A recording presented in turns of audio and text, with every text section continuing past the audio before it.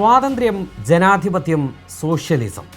കേൾക്കാൻ ഇമ്പമുള്ള മുദ്രാവാക്യം. പക്ഷേ ഈ കൊടിയിൽ എഴുതപ്പെട്ട ഇതിൻ്റെ പൊരുളറിയുന്ന ആൾക്കൂട്ടം മാത്രം ഇവിടെ ഇല്ല എന്നതാണ് ഈ മുദ്രാവാക്യം ഇത്രമേൽ ഭയാനകമാകാൻ കാരണം. എതിരഭിപ്രായം നിലനിൽക്കുമ്പോൾ തന്നെ പരസ്പരം ബഹുമാനിക്കുക എന്നതാണ് ജനാധിപത്യത്തിൻ്റെ മികച്ച ഉദാഹരണങ്ങളിലും സൗന്ദര്യങ്ങളിലും ഒന്ന്. ഇതെഴുതിയ കൊടിയുമായാണ് SFI രാഹുൽ ഗാന്ധിയുടെ വയനാട്ടിലെ ഓഫീസ് ആക്രമിച്ച് തകർക്കുന്നത്. എത്ര ആലോചിച്ചിട്ടും മനസ്സിലാകാത്ത ഒരു കാര്യം, എന്താണ് SFIയും ബഫർ സോൺ പ്രശ്നവും തമ്മിലുള്ള ബന്ധമെന്നാണ്. SFI ഇതുവരെ ബഫർ സോൺ സംബന്ധിച്ചൊരാശങ്കയോ പ്രസ്താവനയോ രേഖപ്പെടുത്തിയതായിട്ട് അറിവില്ല. പക്ഷേ ഒരു സുപ്രഭാതത്തിൽ അവർ ഇരച്ചെത്തുന്നു.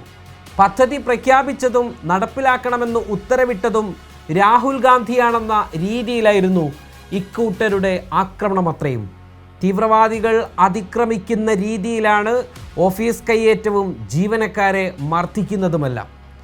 എന്തിനു വേണ്ടിയാണ് തങ്ങൾ പ്രവർത്തിക്കുന്നതെന്ന് ഒരു ബോധവും SFIക്കില്ലാതെയായിരിക്കുന്നു.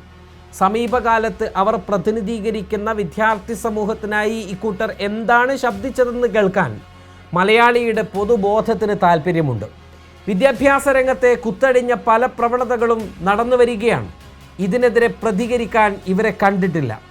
സവർക്കറെ പഠിക്കണമെന്ന് കണ്ണൂർ സർവകലാശാല പറഞ്ഞപ്പോൾ സംസ്ഥാനത്തെ എല്ലാ സർവകലാശാലകളിലും ബിരുദ PG പ്രൈവറ്റ് രജിസ്ട്രേഷനും ഡിസ്റ്റൻസ് പ്രവേശനവും നിർത്തിവെക്കാൻ ഉത്തരവിട്ടപ്പോൾ വിദ്യാർത്ഥികളുടെ കൺസെഷൻ പ്രശ്നങ്ങളിൽ പോലും ഇവരെ കണ്ടിട്ടേയില്ല. ഇക്കഴിഞ്ഞ 6 വർഷക്കാലമായി ഇവർക്ക് എന്തെങ്കിലും പ്രതികരിക്കണമെങ്കിൽ നേതൃത്വത്തിൻ്റെ സമ്മതം വേണം. ഇങ്ങനെ കയ്യും മെയ്യും വായും അനക്കാതെ എത്ര കാലം ഇരിക്കുമെന്നതുകൊണ്ടാണോ രാഹുൽ ഗാന്ധിയാകുമ്പോൾ കോൺഗ്രസ് വിരോധവുമാകും, ദേശീയ തലത്തിൽ മാധ്യമ ശ്രദ്ധയും കിട്ടുമെന്ന ധാരണയിൽ ഇറങ്ങി പുറപ്പെട്ടത്?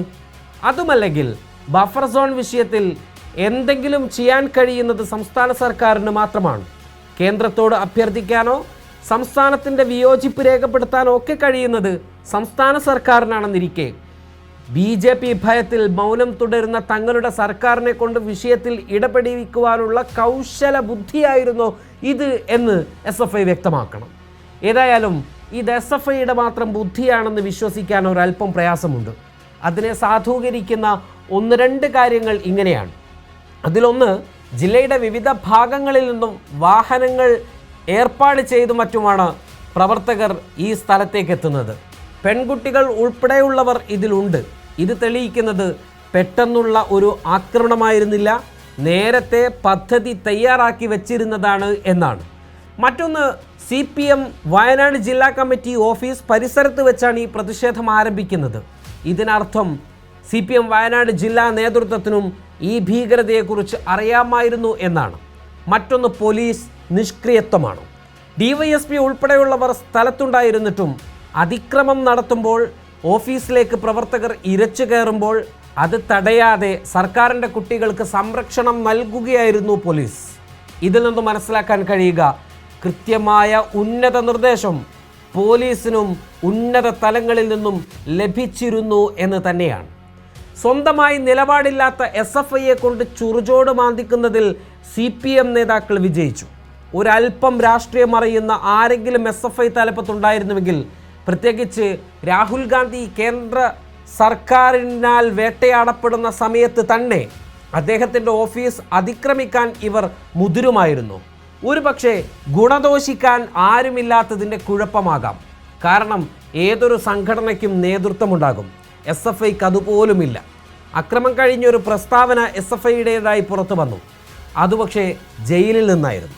സംസ്ഥാന സെക്രട്ടറി സഹപാഠിയായ പെൺകുട്ടിയെ കയ്യേറ്റം ചെയ്യാൻ ശ്രമിച്ചു എന്ന കേസിലും നിരവധി മറ്റു കേസുകളിലും പിടികിട്ടാപ്പുള്ളിയായി പ്രഖ്യാപിക്കപ്പെട്ട ശേഷം ഇപ്പോൾ ജയിലിലാണ്. ഏതാനും മാസങ്ങൾക്ക് മുൻപാണ് ഇദ്ദേഹത്തെ സംസ്ഥാന സെക്രട്ടറിയായി തിരഞ്ഞെടുക്കപ്പെടുന്നത്. ഈ സമയത്ത് പോലും ഇയാൾ പിടികിട്ടാപ്പുള്ളിയാണ്. എന്നിട്ടും അയാളെ സംസ്ഥാന സെക്രട്ടറിയാക്കാൻ SFIയും CPMഉം ധൈര്യം കാട്ടിയിട്ടുണ്ടെങ്കിൽ ആ ധൈര്യത്തിന് സ്വർണ്ണച്ചെമ്പിലെ ബിരിയാണി തന്നെ നൽകണം. കേരളീയ പൊതുസമൂഹത്തിന് മുൻപിൽ SFIക്ക് അത്ര നല്ല മാർക്കൊന്നുമില്ലെന്നത് വ്യക്തമാണ്. സ്വവർഗരതിയാണ് ജീവിതത്തിലെ ഏറ്റവും മികച്ച ഒന്നെന്ന് വിശ്വസിക്കുകയും അതിനായി ക്യാമ്പയിൻ നടത്തുകയും ചെയ്യുന്നവർ ഇക്കൂട്ടർ മാത്രമായിരിക്കും.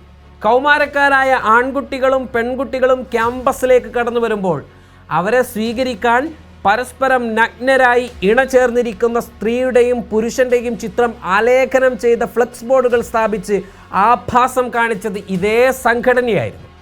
ക്യാമ്പസുകളെ നീലത്തെരുവുകളാക്കാൻ ഇവർക്ക് ഉദ്ദേശമുണ്ടായിരുന്നു എന്ന് ഈ സംഭവം തെളിയിക്കുന്നതാണ്.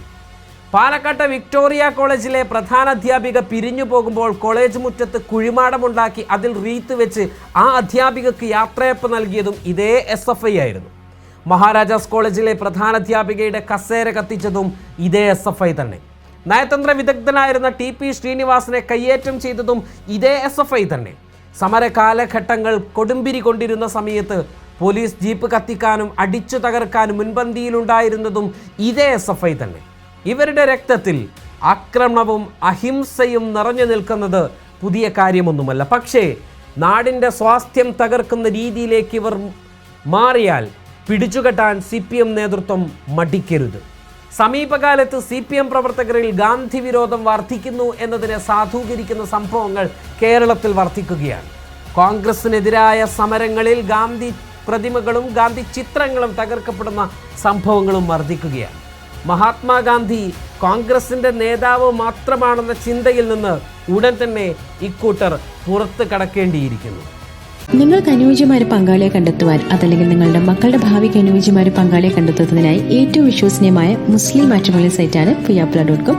ഇന്ന് തന്നെ രജിസ്റ്റർ ചെയ്യൂ.